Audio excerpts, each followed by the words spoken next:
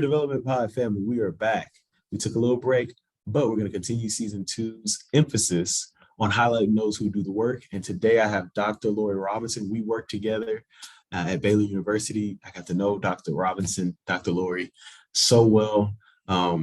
It's just an incredible professional, incredible human being, very impactful, not only to the student athletes, but to staff.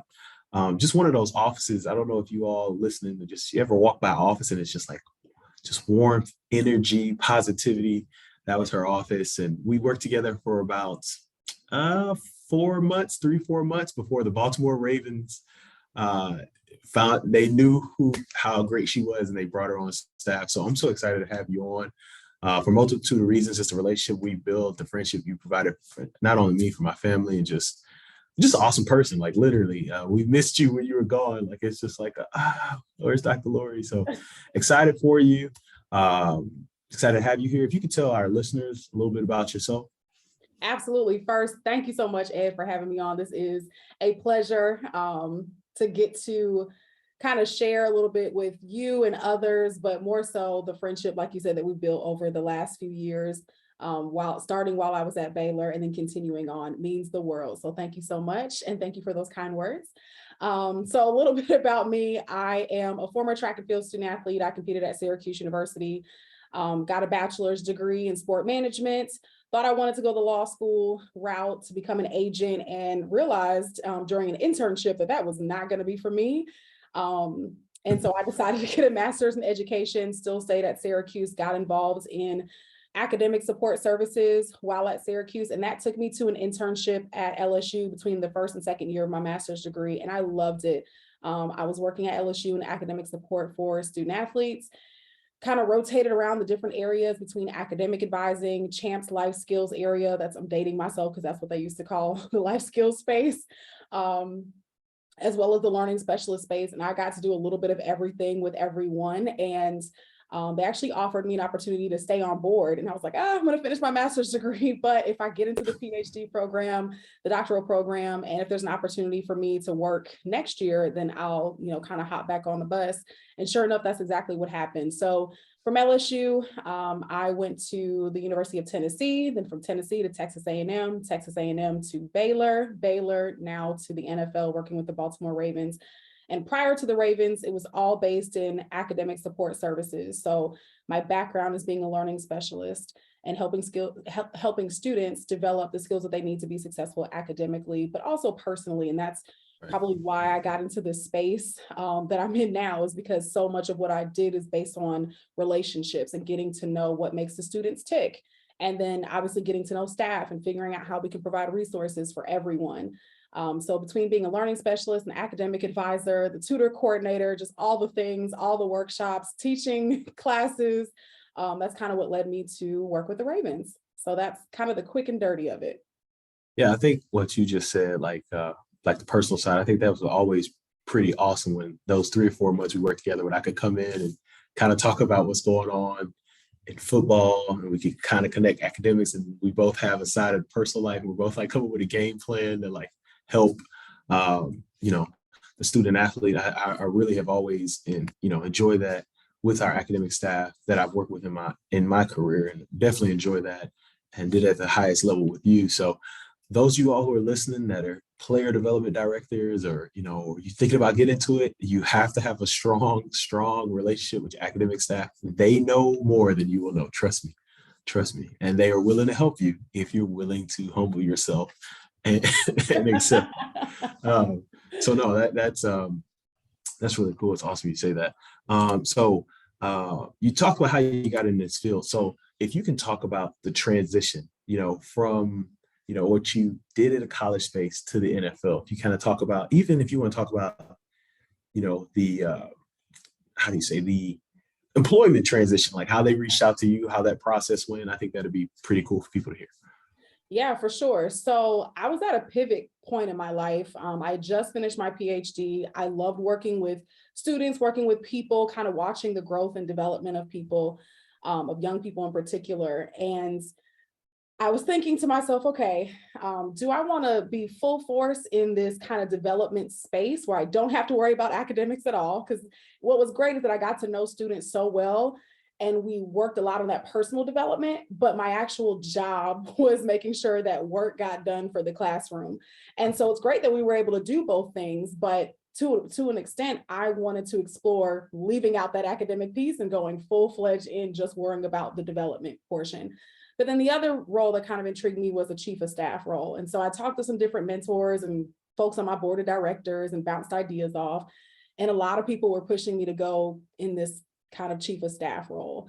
And I'd been in leadership before, and I'm not opposed to it. I'm still, I think, interested in the role at some point, but just not right now. I'm still have a heart for helping to develop people. But I called Jamil McLean. He's the director of player engagement with the Baltimore Ravens. And I just said, hey, what does a day in the life look like for you? And he asked me the same question, and our days kind of mirrored each other in a lot of ways, minus the academic piece. But our days mirrored each other. And from there, he said, you know what, let's keep talking further. And so about a month later, this is during the off season, obviously, but about a month later, we had another quick conversation. He said, hey, we might have a position available. Would you be interested? And I said, potentially. I just need to know what it's about. And we kind of took it from there. So fast track, it's literally right after the draft. In my head, I'm thinking, I'm not getting this opportunity might have been available, but it's not going to happen. The draft has happened. The season's, about to get underway. And sure enough, I get a random phone call from Ozzie Newsome, which if you know him, that's the OG right there. Yeah. That's the GOAT. Literally, it's the Monday after the draft. It's also the Monday after Baylor's spring game. Yeah. And so I happened to get COVID. This is also in the middle of COVID. So I happened to get COVID. So I'm sitting at home, just minding my own business, waiting for the next student appointment. And I get a random phone call and, didn't know who it was, but someone just told me to answer. And I'm just, put on your voice. Oh, good afternoon. This is Lori. Right. Ozzie Newsome on the other line. And he says that he wants to interview me for a position. And I said, okay, great, let's go. He's like, oh, let's talk tomorrow. And so we scheduled a time for the next day. We go through the interview process, met with him. And then I got a phone call again from Jamil, and that started the transition. I accepted the role, and it was kind of all hands on deck because the rookies were the guys that had just been drafted. The incoming class, the rookie class had just gone through their process. Free agency starting to kind of wrap up in a sense.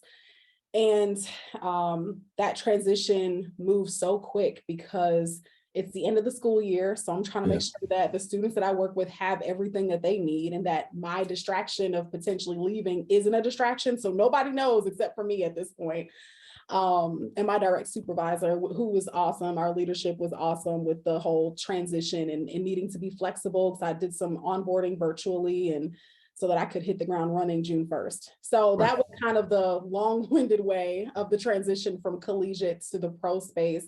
And then just immersing myself. What was awesome is that for all the rookies, we have it's almost like, it kind of feels like class in some ways. So the transition was actually really cool. So as these rookies are transitioning into the league, I'm also transitioning. So last year's class they're awesome and amazing and kind of warm and welcoming. And I was able to relate to them really well because I was just in the space that they were in.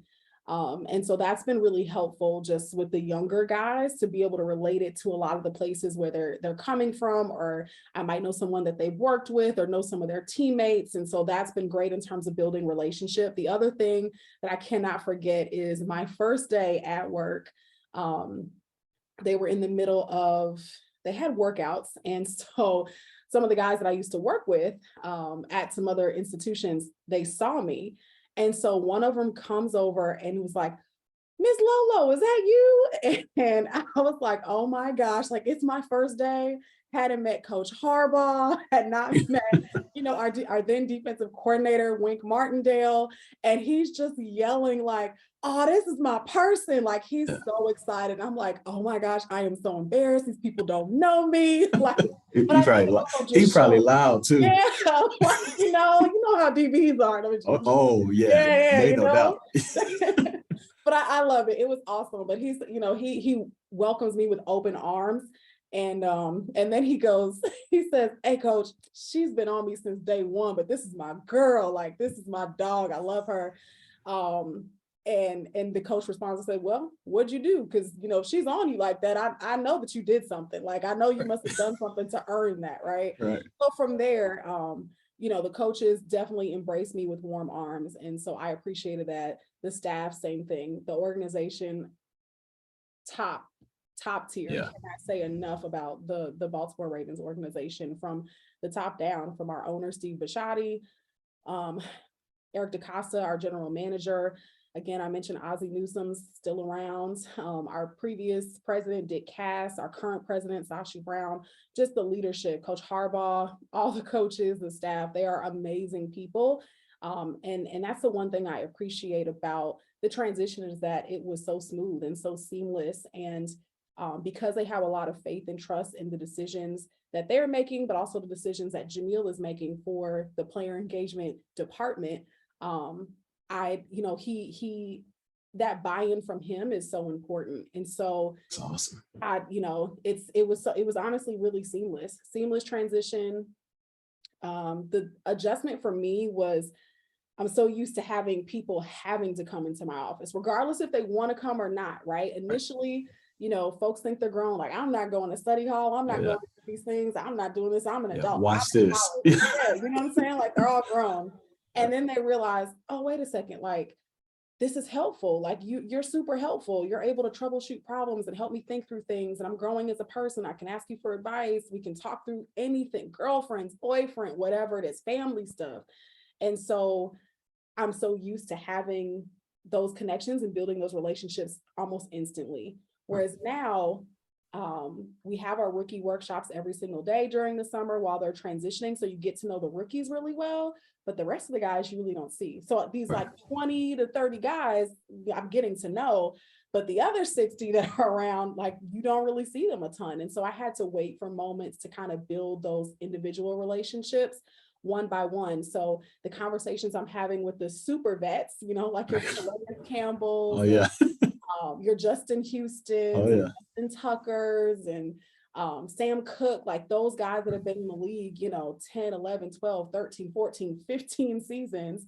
But we're the same age. So we're having life conversations about stocks and investments and, the transition and what that looks like, and family life. And then you're also going to the other end of the spectrum, the bright-eyed, bushy-tailed, like, I'm just a rookie, I'm trying to figure life out. What's my routine? What do I do? Wait, I get a fine for this? Or what are my beneficiaries? Who are these people? Like, oh, do I put my mom? Do I put my girlfriend? Like, it's all the things.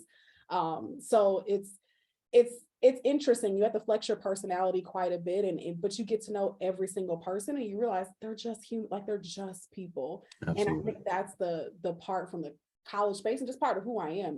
Everybody's just a human being, right? So meet them where they are and figure out what that relationship is, and then don't try to connect it to something else. Just be in that moment with that person, to help them in those moments. And helping them could be them individually. It could be connecting with their significant other, so or their family. So whatever that part looks like, figuring that out and figuring out how I can be a support, a resource, a help in that moment.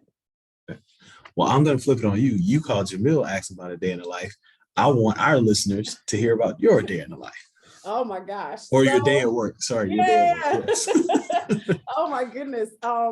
It's crazy. It depends. During the season, during season, couple days a week, I actually get up first thing in the morning and I work out. There's a coaches workout, kind of coaches and staff workout. And so I get up, work out with them. So we all kind of suffer together for about 45 minutes with our strength and conditioning coaches. They do a great job of putting some things together for us. And so we get a good workout in before we get started with the day. From there, usually I pop in the shower change, pop in the cafeteria, have individual conversations with guys. It could be, I might have something on my mind, like it might be something important, but I'm just going to slide it in during breakfast. Or there could be nothing at all. Just, hey, I haven't sat down and talked with you for a little bit. You mind if I join you for breakfast? And just sit and chop it up for a little bit. We have team meeting. After team meeting, we then go into position meetings. And so I usually kind of attack the day. So every Tuesday, we do workshops for our rookies, our second and third years. And then we also have an IR program. So guys that are, they're rehabbing some sort of injury. And so we kind of plan out the programming for that. Mhm. before the season starts, but every Tuesday we have a workshop. So making sure that we have our ducks in a row for those workshops, and then anything else that pops up. So I also oversee our Lady Raven and family programming. So we try to hit at least one core area every single week. So it could be health and fitness, it could be an educational workshop, or it could just be a connection activity or community service. So there's something usually every single week that the Lady Ravens and family members can tap into just to be connected to the organization. And then from there, head out for practice. Oh, lunch, of course, you got to eat, right? There's no shortage of food for sure at the Oh, I facility, can which is imagine. also awesome. I can When the imagine. guys are around, the food is awesome. But beggars can't be choosers. You cannot complain because Right. you get breakfast, you still get a hot lunch, and a lot of workspaces don't have that. So it's nice to Right. know, man, I only have 15 minutes. Let me like literally run down to the cafeteria, grab some food, bring it back to my office, and at least I ate before 8 o'clock. Right. Absolutely. So I appreciate that for sure. But grab lunch again, connect with guys about anything. It could be about tickets or something that they mentioned. A lot of times they'll follow up with us and say, hey, that workshop was really good. Like I want to connect with blah, blah, blah. And so that's awesome. You get feedback on workshops. But then we go out to practice, and there we're just observing, kind of looking at people, looking for great things that they do. Or, some days people have an off day at practice. So looking for that, try to encourage them when we see them off the field. And then after practice concludes, they have some rest and recovery, and they go back into meetings, position meetings, and then the day is done for them. And kind of similar for us, I might wrap up anything that came across the email during that time. And then if I'm feeling really great about myself, I might go get another quick workout in and then go grab dinner. So by the time I grab dinner, a lot of guys that were doing some rehab stuff or just recovery, they're usually in the cafeteria. So that's another opportunity for me to catch some of them, chit chat about absolutely nothing, or it could be about something, who knows? And then that's kind of the day. So that's during the week, that's during season.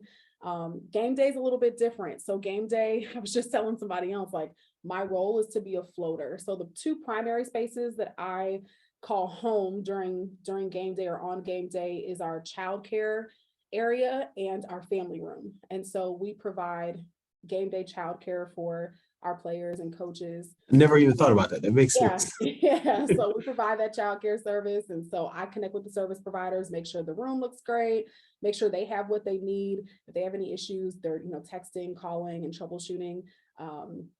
So being in that space, or kind of just making sure I rotate in that space pretty frequently. And then the family room. So the family room is just a space for them to just sit and be if they want to. If they don't want to be out with people, that's fine. There's TVs, there's a little bit of food. The space is just a place for them to do whatever for however long they desire. So a lot of families will pop in there. And so for me, it's a great chance to say hi, meet people if I don't necessarily get to see them all the time or haven't connected with them. It's a great opportunity for that. And then I rotate, I visit different seats, visit different families, say hi, make sure everything's good, making sure they're not having any issues. And then I also help with our post-game connection, I would say. So we have a wristband system. So people that have wristbands can get into certain spaces. And so making sure that people have wristbands if they need more, we're kind of troubleshooting with any of those issues. And then that's kind of it. So it's a combination of a number of different things, but you never know what you're going to get. No 2 days are the same. We were just joking, the days are long, but the years are short, and it goes by super quick. Yes. Super fast. Yeah. You brought up something I really, so I'll get advice from, or not advice, I get asked advice from college students or people who just started player development profession, and they'll say, or athlete development profession or athletics in general, they'll say, well, athletes aren't in my office. They don't come and sit down. And one thing you talked about, can you talk about the importance of those, let me see where you are, quick conversations? That's the same thing with me. It's like, look, while so-and-so's getting tape off of his cleats, that's going to take him 2 or 3 minutes to get the tape off. That's a great conversation. I can ask him about, how was your day? How's your mom doing? Whatever it may be. Can you talk about the importance of those touch points, being in the cafeteria, be it walking out to practice, being coming off the field, be it in the training room, IR? If you could just talk about the importance, just to let people know that it may not always look like somebody coming and sitting down, but it's actually you creating that space for them to share. Yeah, absolutely. So especially I think being a woman, and there are so many spaces, not so many, but there's spaces where I can't go and I'm just not going to go. Like I'm not going to go in the locker room. And I leave the training room as well. The training room is a space for them to get what they need. And I don't need to be in that space. And so because of that, I'm very intentional about whenever I see someone, it's, hey, how you doing? And what I've also had to learn is take a minute to sit back and listen, because some guys will want to have a conversation in the middle of the hallway, even though they're on the way to a meeting, and they want to sit and talk or just stand and talk with you for a few minutes. And I'm so used to just, oh goodness, like you got somewhere to go. I don't want to make you late because then you're going to get a fine. Like, so let me just say hi and keep, kind of keep going. But I think the workouts have been great because the guys that are there super early, which quite a few for the guys are, they're there really, really early to get what they need. They get their own alone time, get their own individual time with whatever it is.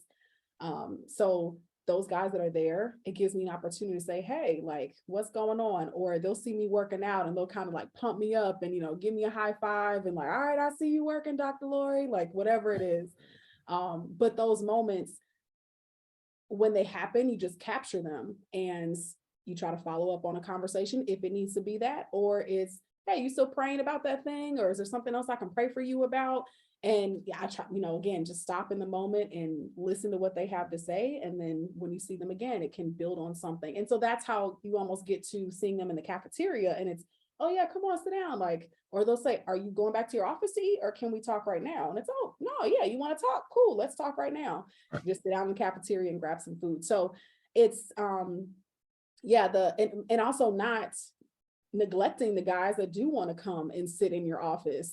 Correct. And making sure that my couch is clear. Like I forget about that. Like I'm so quick to like throw my backpack on the couch and like, oh, nobody's coming in here. And then there'll be all this stuff on my couch. And then somebody will come by like, can I come in and sit down? Like, can we talk? And it's like, oh yeah, let me move all my stuff out the way, So you never know what you're gonna get. And reminding myself to constantly be in the moment and capitalize on the moments when you can, is so important. So remembering conversations, following up on those things, sometimes just shooting them a quick text, like, hey, I don't want anything, just hadn't talked to you in like, hadn't had a real conversation with you in 2 weeks or something like that. I see you, but we've said hi, but I haven't talked to you. So I'm checking in.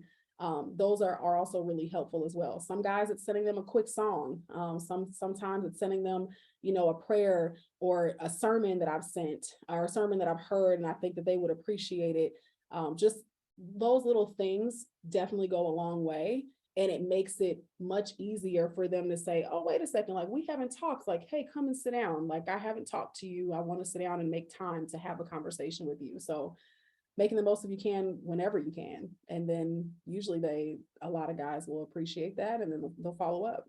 Absolutely. Absolutely. Thank you for sharing that. Absolutely. What's the biggest thing you learned in the role? Biggest thing I've learned in the role, it's a really good question. Honestly, similar to the college space, no 2 days are the same, and meeting people where they are, meeting and not making assumptions. In my role as a learning specialist, oftentimes I'd get these like rap sheets about, oh, this kid is going to be so difficult and da da da da da, and the mom and the dad and all this other stuff, right? And I'm like, oh, okay, coach, like that sounds great. Cool. The first question I always ask, like, hey, who are you? Tell me a little bit about yourself. And then also tell me what high school was like. Tell me what a day in the life of high school was like, because from there, I'm able to see, did you get up? Were you at school on time? Did you get breakfast? Were you allowed to just sit in your coach's office and not go to class all day? Like I'm able to see all those things from those few conversations. And I think the same thing, not making assumptions about who the guys are, regardless of how big and how much of a name they are or not. They are just people, right? So one of the, obviously, I think working with the Ravens organization, the first question you get all the time, is Lamar really like that? Like you get those, like, he's just like, what you see is what you get. Like, yes, people are people, and the guys are no different. So it's really just getting to know them and where they are and not forcing it, just allowing it to let it flow, let it happen. And the more that you can be a resource and be a real resource, the more you're valuable. And it's not just about them. Remember, it's not just about them themselves, but it's also about who's in their circle, who's in their camp. So even though some of the wives and significant others, they may say, oh my gosh, I'm so sorry for bothering you. You're not a bother. Like, I'm here to be a help. If you have a question about something, I'm more than happy to help you. I'm more than happy to try to get the answer to you, or at least point you in the right direction. Like, that's the role, is being a help and a service, providing resources as much as we can. And if we don't know it, then we'll figure it out and we'll point you in the right direction. And that's the role. So It's nice. So you talked about a lot of the support of your organization. It's been incredible. One thing I really truly admire about the Ravens is how I feel you can see the head coach and even administration, they support the players, right? Where people, they don't, there's some organizations that don't need to be named that will throw players under the bus, whatever it may be. And that could be professional, it could be collegiate, it could be high school, it could be any like just life, right? Can you go deeper? You talked about Coach Harbaugh, supporting what y'all do. Could you go deeper into how that support helps what you do? Absolutely. One of the things that is probably underappreciated is that level of support from your administration, from your leadership, but also the support that's in having Jamil. So he's a former player. He played with Coach Harbaugh, so he knows him really well. And I think that continuity of their relationship definitely helps us in what we're trying to do. I cannot say enough about Jamil. He gets it. He's a former guy. He knows what it is to go through the highs and the lows of the season. He knows what it is to be injured, because he's been there. And he also doesn't try to use his experience to say, hey, this is what I went through, and so you guys should do it this way. That's not who he is. He's very much so behind the scenes, making sure that the guys have information or have the resources so that they can make decisions. And I think that is so important in creating, it's been so important for us, at least from what I see, in us creating what we have. So everything that we do is very, very intentional. And because of it, and it's been very successful, we continue to get that buy-in and support. And when things aren't great, in a sense, like say we put on a workshop, and we've had this happen. We might have had a workshop that wasn't as successful or didn't go as planned. And we kind of look at each other like, okay, cool, note to self, we're going to get better for next time. So it's, even though things have been successful for long before I was here, and he's even talked about his predecessor and things were successful when that person was there. It's still about how do we make what works for our current roster and our guys that are in the room, and being intentional with that. And what does our team need? Again, you're dealing with guys that are from 20 years old all the way to, I think our oldest player is 36 years old.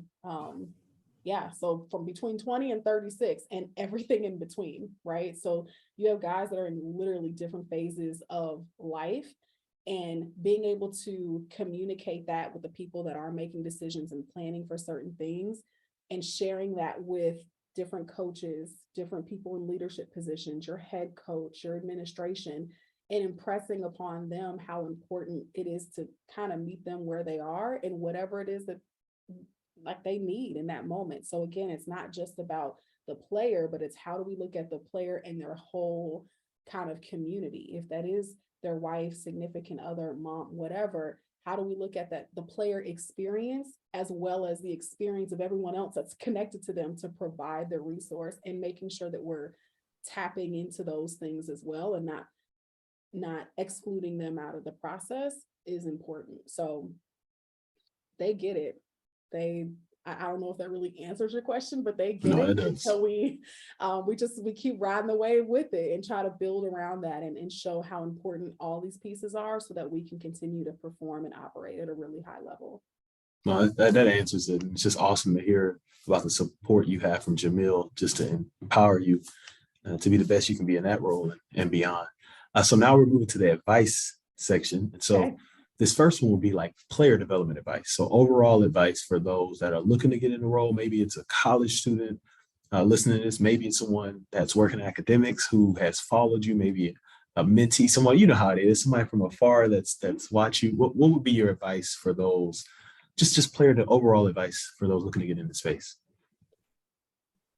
So one, the spaces are very different. Like, I'm beyond fortunate and blessed to be working with this organization, but every organization is not the same. What player engagement looks like with the Baltimore Ravens is going to look a little different than what you get at another club.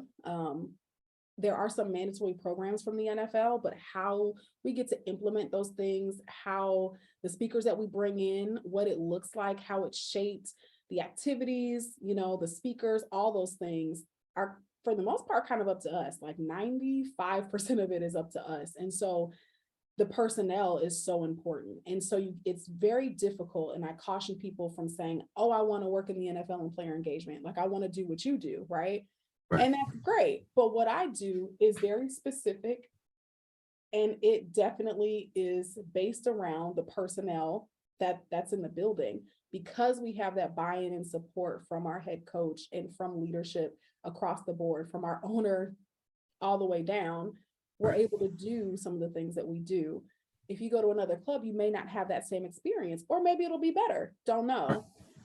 But we have that. And so getting to know people and what it is that they do at their role, because it's very different. And then also not being so attached to football. I know it's easy to say because I've worked at, again, you've heard the places I've worked, they're powerhouses, and I get it. And now working in the NFL, I get it. But smaller schools and sometimes smaller experiences will teach you so much more, and the impact that you can have can be so much greater.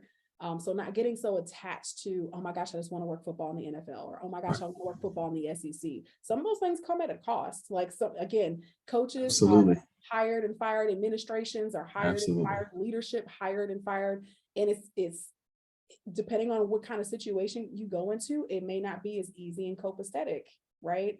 And understanding the things that come with that space and being open and listening and exploring all the options. So really getting down to who you are, what you truly want to do, what the impact that you want to have, and do those values, do those things align with where you want to go, and not trying to make yourself force it or fit it into this box of NFL, or this box of SEC football, or this box of Baylor football, or whatever the box is, trying to make what you want to do fit into that when it doesn't fit.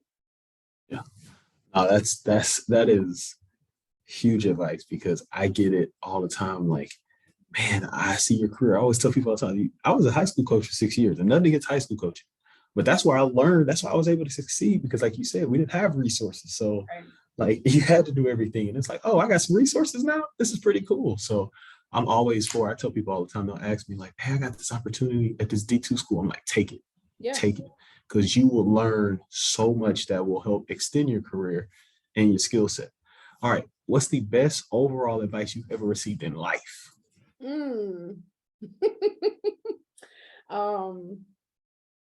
One of my mentors, he's since passed away, but he would always say, his name is Kenneth Miles, big, tall guy, 6'6", 6'7", former offensive lineman, deep voice.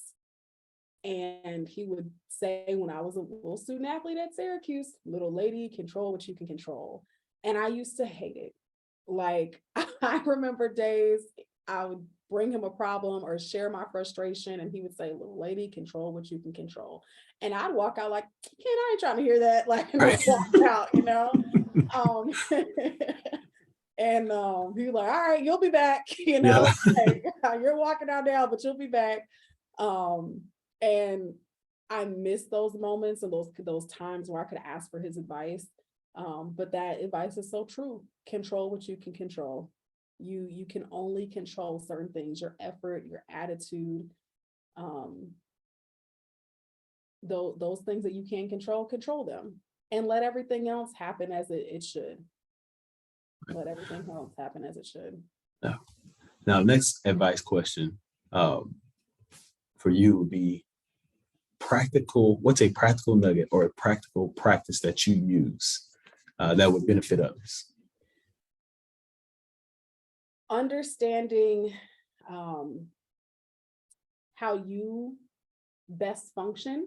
So if you're an early riser and you know that about yourself, then get up, do your most effective projects or planning, whatever the thing is that you need to attack that first thing. But also you have to figure out the flow of your workday and the work schedule, and how things need to flow. So I've learned, for me, whatever I don't get done before I head out to practice, either I'm going to be late to practice, or it's probably not going to get done for the rest of the day. Because when practice ends, even though the day is kind of done, for us, it's almost the end of the work. It's the end of the business work day. So if I need responses on things, I'm probably not going to get them. So I have to be super effective before we hit the practice field, coupled in with all the random meetings and people popping in and needing to go check on this, that, and the third. So figuring out what you need and how you can be most effective within your optimal kind of work zone or work time, and being organized. So part of my role is obviously not just being a support to the players, coaches, and their families, as well as staff, but also helping to support my direct supervisor. So it's understanding the things that are on his plate and understanding our calendar, like the football calendar, but also the day-to-day calendar. Right. So for instance, we still practice Saturday morning before a Sunday game, right? We have our practice schedule and it's first thing in the morning. But if we want to have a meeting with someone, most people aren't going to be available for a meeting Saturday. So we need to make sure we have that meeting on Friday or Thursday, just earlier in the week, or it's something that won't get done until Monday, because that's when the business week is. So understanding the business calendar / the football calendar, how those things are aligned, and being prepared for anything in between, and how we can best make sure that we get the things done and attack the things that we need to get done, that works for our schedule, and trying to plan ahead for those things as well. It's nice. Thank you. So you have talked about helping players, helping staff, helping families, helping just pretty much everybody. It seems like everybody in Baltimore. No, not at all. How do you take care of yourself? Oh my gosh, great question. What I love about the pro space is that there are pockets of time when you can get away. And people do it. They actually leave and get away. It's, I think a lot of the college space and just probably the business world in general, when you're trying to get to a certain point, like you have this like, oh my gosh, I got to guard my desk. Because if I'm not here guarding my desk, like nobody's going to see that I'm doing stuff, right? Especially in an area where people, we have our 4 pillars in player engagement, continuing education, financial education and literacy, career and professional development, personal development. But what that looks like on a day-to-day basis, people don't really know. So when you're in a space that people know what you do, but they don't know what you do, and you're trying to make sure that people know that like what you do is important, and just being new in this space, like trying to make sure that my direct supervisor, that he feels great about the decision that he made, that I'm doing great work. But what I love again about leadership is that when it's time to get away, people get away. And if I don't have to be in the office, then I'm not required to be in the office. If I can do something from home, the first thing Jamil's going to say, can't you do that from home? Yes, I can. Okay, cool. Do it from home. Like no need to come. No point in coming in. Because when it's time to work, again, the days are long, but the years are short. When it's time to work, there's a lot to do. There's, when we have guys, last season, we had a ton of guys transition almost felt like every day. It wasn't every day, but it felt like every day. We had new guys join our team just with the amount of injuries that we had. So we're constantly texting and sending, relocation reminders and connecting people with resources all the time. But when it's time to get away, it's time to get away. So I've been able to see my grandmother more often, been able just to like work from home. Typically Mondays are the day we get to do some work from home, or at least have a half day from home. So that's enjoyable. But if I need to just not be here, then I cannot be here. I'm fortunate in that I got into this executive leadership program, and it's a 2-week, it's a year-long program. So there's calls once a month. They're about 3 hours. So I miss practice once a month for those calls, but then there's a week-long retreat. And I was like, oh my gosh, like I'm gonna have to ask Jamil about this. Like some of these one's during the football season, the other one's like right before we do our rookie workshops. Like, I don't know. And he's like, oh, you should totally do it. There was no hesitation. So finding ways or finding things that will fuel me, and Jamil will 9 times out of 10, he's gonna say yes. He hasn't said no yet. So just taking advantage. And honestly, when I when I'm away from the office, be away from the office. So now it is time for rapid fire questions. Ha ha! Boom. Number one, what are you reading right now?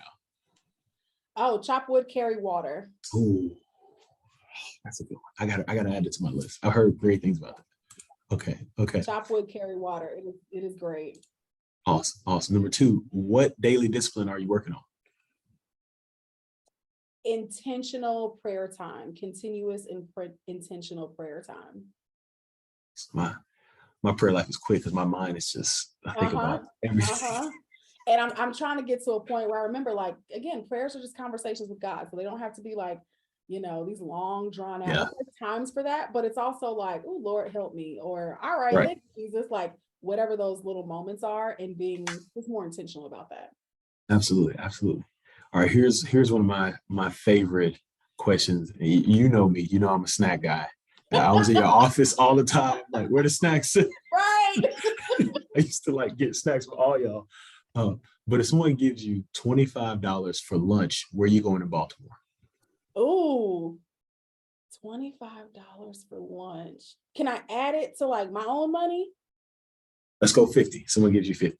Okay, $50 for lunch. Oh, this is not very rapid fire. That's all. Oh, there's so many great things that I like. Oh, you know what? Duh. Coco's for crab cakes. Oh crap. Oh my goodness. Yeah, how could I forget? Coco's for crab cakes. That would be it. If Coco's for crab cakes.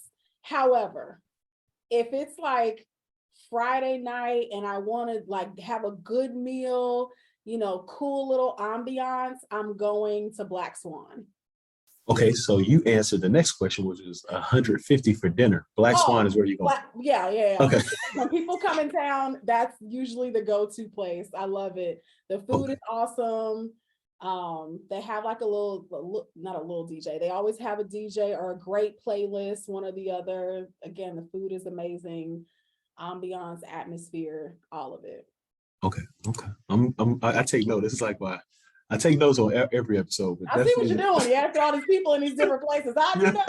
Just send the list to me, okay? I got you. I need to type it out. Now that you say I need to type it out and share it on social. Yeah. All right. Next question. If you could join a band or music group, past or present, who would it be? Oh, shoot. Probably Mint Condition. Oh, yes. Okay. That's a good one. You would you share lead with Stokely? I'll just be in the back, just doing some of the hand movements. I got you.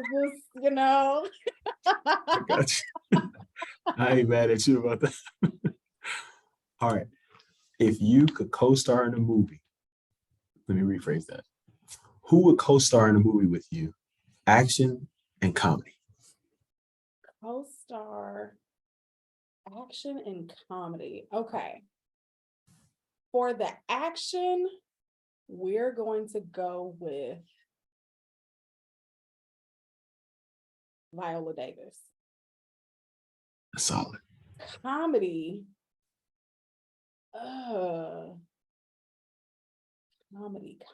Comedy. I don't know. Oh, I'm stuck. Can I phone a friend? I need some assistance. Phone a friend. I don't know. Give me some ideas.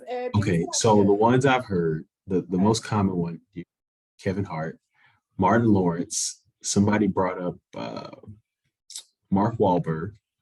Oh, that's a good one. That was a good one. Somebody used it for action and comedy. I was like, that's good versatility. Oh, yeah. For me, I said Martin Lawrence. I think certain Will Ferrell movies are funny, but not all. Some of them are. Spice Adams has never been in a movie, but I feel like it would be hilarious. I'm trying to think of somebody, an underrated person who makes me laugh. You know who makes me laugh? Like, is Quinta Brunson, like the staff at Abbott Elementary. Like I just, Okay. Okay. I don't but know. it's just tough. It's tough. It's kind of, I don't know. Oh my gosh, that is a really great question. You should have given this to me beforehand. No, I'm just kidding. um, oh gosh. Oh, what's her name that is in all of the oh my goodness, where oh you can see her face. She's from England, or she's from oh, London, white, blonde hair, heavy set. oh, oh, I think I know what you're talking about. Oh my gosh, why can't I think of her name? She's in Bridesmaids, right? Yes, she is the shorter one. Yes, She is hilarious. So she has, is she the one on the new movie where it's like she went back to school and the whole tassels in her face? I think so. I I think can't think of her so. name, but I know who you're talking about. Yes, Yes. it would be her. She would be it. And then, okay, sports you wish you played growing up. We know you were a track star, but sports you wish you played growing up. Uh, hmm. Part of me says gymnastics, but it's a toss up between gymnastics and softball. Two very different things, but those two sports, watching them, watching students perform. I mean, if you have not been to a collegiate gymnastics meet, those things are awesome. Okay. They have all the things going on. Oh my gosh, they're just, you're on Yeah, your seat. Okay. They're awesome. And I love a good softball tournament. Love a good softball tournament. absolutely. So it would be a tie between those. Back in my day, I did play volleyball, I did play basketball, I did tennis and soccer a long time ago, years ago. Nice. I mean, eons ago. I So, think I remember when you said visiting a practice. I remember what you told me about going to acro tumbling practice. oh yeah. Oh gosh. Yeah. That's a whole nother story. Those girls, after going to practice, I couldn't go back because I'm convinced people got hit in the face with people's foot with shoes on. What? No, absolutely not. Could not be me. Couldn't do it. Well, gymnastics is a little safer. I mean, Right. they've still got some bruises and bumps on them too, but yeah, not getting hit in the face with a whole foot. Like, no, I couldn't go back to practice. I just had to show up for the competitions because by competition time, they had it together.